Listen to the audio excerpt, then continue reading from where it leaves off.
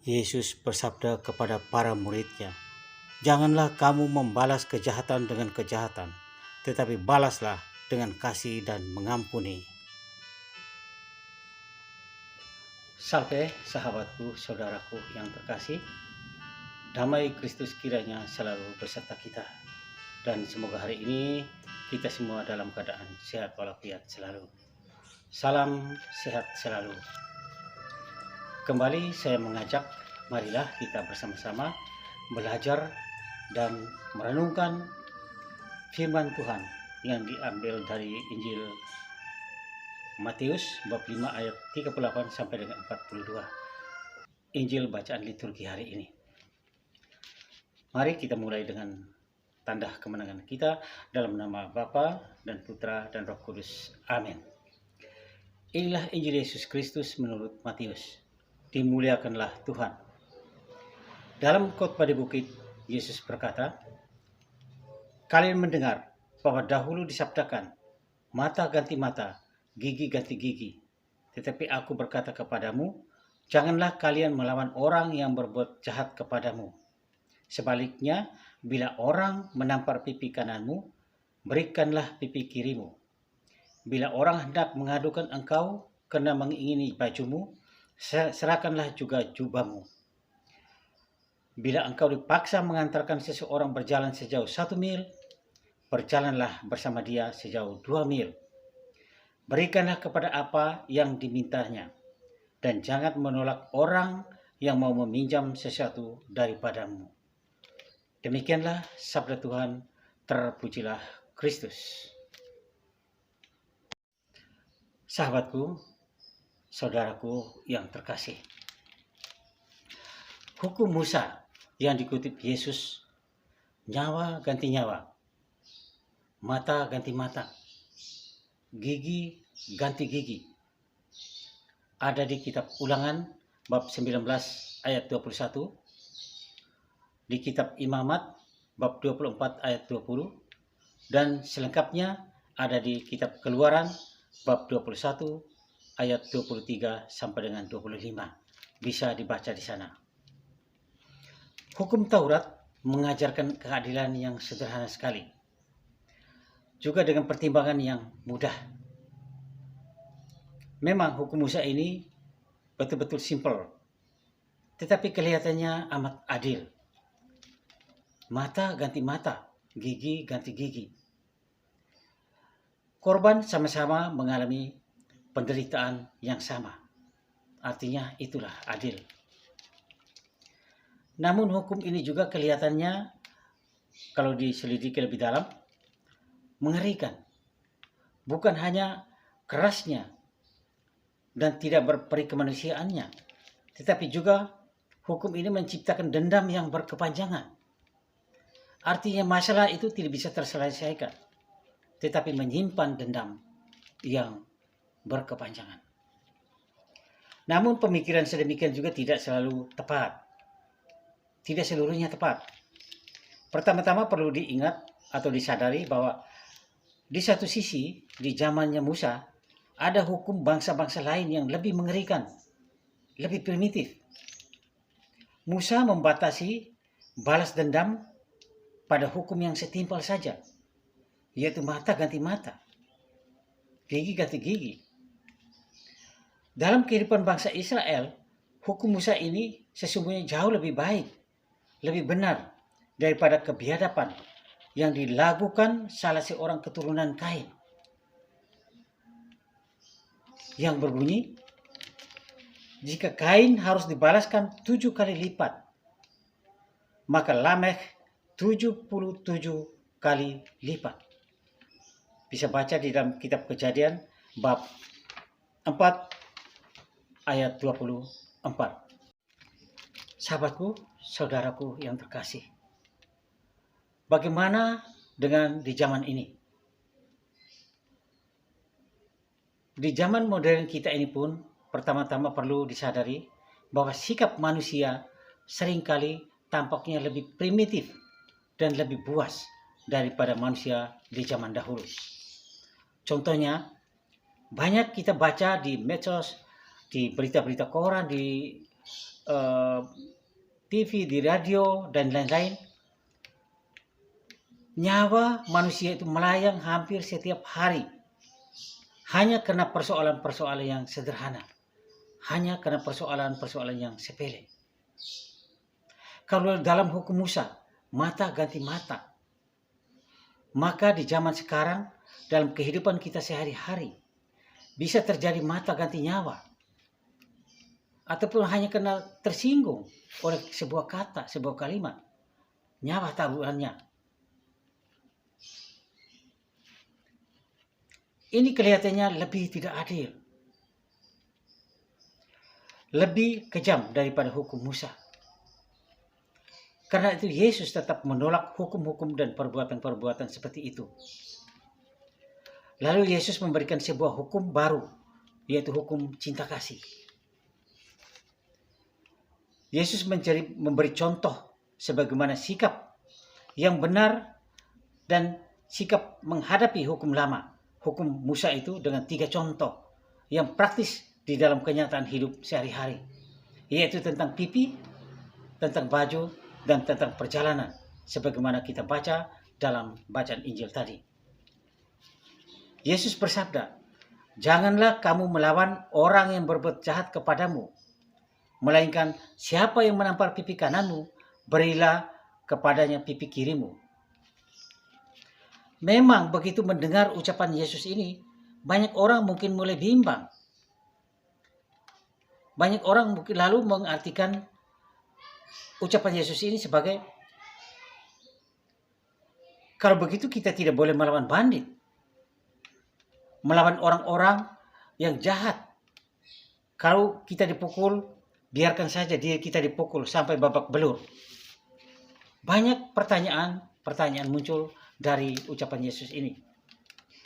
Lalu apakah melalui 3 contoh konkret ini Yesus hendak mengatakan bahwa murid-muridnya harus bersikap demikian rupa sehingga musuh-musuh mereka bebas melakukan apa saja terhadap mereka? Apakah Yesus setuju bahwa murid-muridnya menjadi bulan-bulanan orang yang tak bertanggung jawab, menjadi sasaran empuk bagi bandit-bandit yang tidak berperi kemanusiaan? Tentu saja tidak. Sama sekali tidak. Yesus tidak bermaksud demikian. Yesus tidak pernah menyuruh atau Yesus tidak pernah menyerah terhadap kekerasan, kejahatan, ketidakadilan, dan lain-lain. Yesus tidak membiarkan semua itu berlangsung di atas muka bumi ini. Karena itulah ia datang. Yesus melawan dan menolak semua bentuk kejahatan. Dan Yesus tidak pernah berdiam diri ketika kejahatan, ketidakadilan itu terjadi. Sebagai contoh, ketika Yesus dalam pengadilan di rumah Pontius Pilatus, dalam peristiwa hari Jumat pagi, ketika Yesus disidang dengan tuduhan dari kaum Farisi, kaum bangsa Yahudi harus disalibkan.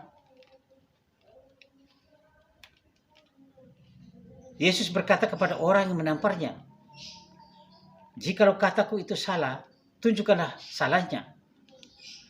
Tetapi jika kataku itu benar, mengapa engkau menampar aku?" Yesus tidak membiarkan ketidakadilan itu terjadi. Di tengah mata yang tertuju kepadamu, semuanya adalah musuh di dalam ruangan itu. Yesus berani mengatakan hal itu. Membela kebenaran, memperjuangkan keadilan merupakan suatu perbuatan yang mulia. Tidak salah. Dan itulah yang dikehendaki Yesus. Tetapi bagaimana caranya kita menyelesaikan persoalannya? Bagaimana caranya kita melakukan pembelaan itu? Maka kita harus mendengar sabda Yesus hari ini. Dalam Injil bacaan hari ini. Memang tidak mudah untuk perjuangkan keadilan, kebenaran, hak-hak orang. Sebab sering terjadi bahwa perjuangan demi keadilan bahkan menghasilkan ketidakadilan yang lebih serius. Sebab sebagai manusia biasa, tentu setiap orang itu tidak mau menjadi objek tindakan jahat, kejahatan. Juga tidak mau diperlakukan dengan tidak adil. Itu semua orang pasti mau seperti itu. Apabila ia mengalami semua ini, maka dengan segala kekuatan tenaga, orang akan melawan atau bahkan membalasnya. Padahal tindakan membalas yang jahat dengan yang jahat tidak berkenan di hati Tuhan Yesus. Melalui bacaan Injil hari ini, Tuhan Yesus menegaskan agar kita tetap tenang pada saat mengalami ketidakadilan, pada saat mengalami perlakuan jahat, dan lain-lain. Kita tidak boleh terpancing oleh situasi emosi yang justru dapat merugikan baik diri kita sendiri maupun orang lain. Tuhan menekankan perwujudan cinta kasih bagi sesama. Tuhan menekankan bahwa mereka yang melakukan kejahatan, mereka itu sangat memerlukan pengampunan dari kita. Sikap kita mau mengampuni secara nyata menampakkan perbuatan kasih sebagaimana hukum Tuhan Yesus sendiri. Dan hanya kebaikan, hanya kasih sayang bisa mengalahkan kejahatan. Hanya cinta kasih yang dapat mengalahkan dan memperbaiki sebuah keburukan. Bukan dengan kejahatan. Bukan membalas kejahatan dengan kejahatan. Ini yang Yesus tuntut dari kita. Karena itu Yesus bersabda, kamu telah mendengar firman, mata ganti mata, gigi ganti gigi. Tapi aku berkata kepadamu, jangan kamu melawan orang yang berbuat jahat kepadamu. Melainkan siapapun yang menampar pipi kananmu, berilah kepadanya pipi kirimu. Kedua ayat ini dan ayat-ayat selanjutnya menekankan nilai-nilai kebaikan, nilai-nilai cinta kasih untuk memutus mata rantai dendam kusumat. Jadi nilai kebaikan, perbuatan hidup dalam cinta kasih, itu yang akan memutus rantai dendam kusumat, rantai dendam yang tak berkeputusan. Hanya dengan nilai kebaikan, sebuah kebaikan hanya dengan cinta kasih bisa memutus mata rantai dendam kusumat itu. Inilah yang dipesankan Yesus untuk kita. Memang tampaknya sebuah perbuatan yang jika dilihat dari segi manusiawi seperti ini, satu kebodohan, memang tidak masuk akal. Namun dari kacamata Kristiani, kacamata seorang murid Kristus, kacamata iman, perbuatan itu adalah sebuah keutamaan yang dikehendaki oleh Yesus. Ini sikap yang diajarkan Yesus kepada kita, para murid. Bahwa kita selalu berbuat baik, walau seringkali mendapat perlakuan tidak adil dan tidak baik. Hanya hal yang baik yang bisa membuat kejahatan itu berkurang. Ini pesan Yesus. Ayat, kalau orang ingini bajumu, serahkan juga jubahmu. Kalau orang minta antar berjalan 1 mil jauhnya, berjalanlah 2 mil jauhnya. Yesus mau mengajak kita untuk selalu siap membantu sesama kita dan selalu siap untuk menolong, memberi mereka lebih daripada apa yang mereka perlukan. Kita harus siap untuk memberi apa yang mereka butuhkan lebih daripada apa yang mereka butuhkan. Karena sebagaimana Allah juga telah melakukan hal itu kepada kita. Kalau kita seorang beriman, kita merepresi diri, kita terlalu banyak menerima kemurahan Tuhan melebihi dari apa yang kita butuhkan. Tuhan memberikan, kita bermohon, kita meminta, kita berdoa, minta ini, ternyata Tuhan memberikan lebih dari ini. Inilah yang harus kita perbuat terhadap saudara kita yang lain yang membutuhkan kita. Apa yang dia minta, kita harus memberi lebih dari apa yang dia butuhkan, apa yang dia minta. Inilah kehendak Yesus bagi kita para murid dalam menghadapi segala tantangan hidup ini, terutama ketidakadilan, ketidakbaikan, kejahatan yang dilakukan kepada kita. Demikianlah renungan singkat kita. Marilah kita berdoa. Tuhan Yesus, Engkau memiliki hati yang lembut, sehingga si penjahat pun menjadi luluh hatinya. Tuhan, aku ingin mempunyai hati yang dingin dan lembut seperti hati-Mu. Amin. Kemuliaan kepada Bapa dan Putra dan Roh Kudus, seperti pada permulaan, sekarang, selalu, dan sepanjang segala abad. Amin. Dalam nama Bapa dan Putra dan Roh Kudus. Amin. Semoga Tuhan Yesus Kristus selalu memberkati kita semua.